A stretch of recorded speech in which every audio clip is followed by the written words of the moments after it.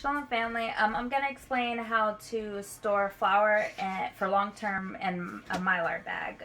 You'll need a 1 gallon Mylar bag, bay leaves to keep the pest away, your flour, a paper towel, a flat iron or a regular iron, a marker just to label your Mylar bag, and then oxygen absorbers. So you'll take your Mylar bag and you'll add a bay leaf. I always add it to the bottom, and 1 oxygen absorber. If you're doing a 5-gallon bucket, you want to put your or 5-gallon bag, you want to put your bag in the bucket before you pour your item into it.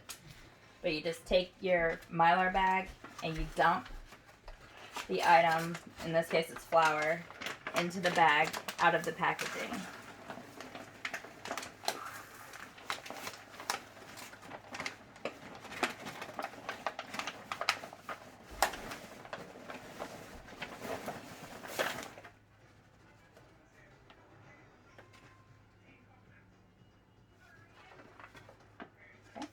And then you just kind of shake it a little bit, make sure it goes down.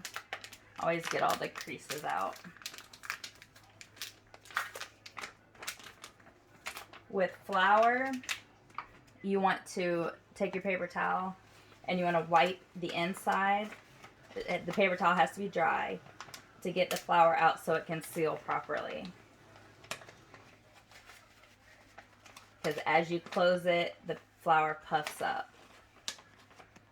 Alright, put another bay leaf in, another oxygen absorber. It depends on the size of your bag how many oxygen absorbers you need. Then you just take your flat iron, or you can use a regular iron, and you just start at the corner and you work your way across. And you want to stop and leave a space here, because you want to get as much air out as you can. Now as you do this, the flour is going to puff out of this hole. So you want to take your paper towel again, just get in there and just wipe it clean so you can get a good seal.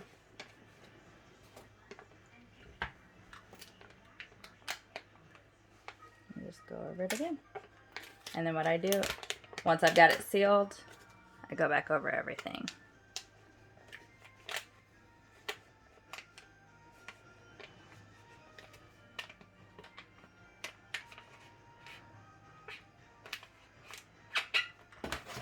Alright. And then you just let it sit for 24 hours and make sure all the air is sucked out. And when you're done, I'll show you a bag of how it should look after the 24 hours when the air is gone. So this is a bag that I did yesterday, that the oxygen absorber has sucked all the air out. You can't pinch anything. It's really hard, but that's how it should be. It kind of sucks it in as if it was vacuum packed. But that's it. And then you just put it in your 5-gallon bucket and seal it. You could, with the smaller bags, you can put about 4 or 5 of these into a bucket and seal it. If you do the 5-gallon bags, you can only do 1 item in that bag. So this is pinto beans that I did last month. I used the 5-gallon bag, but I did not have 5 gallons worth of stuff in it. So this is what it would look like. This is actually pinto beans that sealed, but if you're doing a whole full bag, it would fill the bucket. So in this case I did not. So I just pressed it down, but several of the 1-gallon bags fit in here. What I did was I labeled everything that I put, or that I'm putting in this bucket, the date that I did it, so that, you know, when you're storing them you can see what it is without having to open the bucket.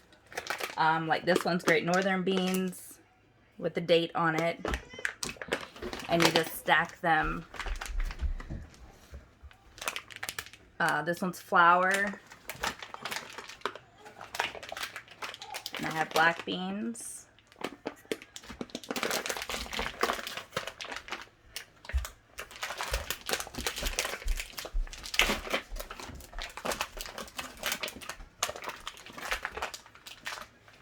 And then I more black beans.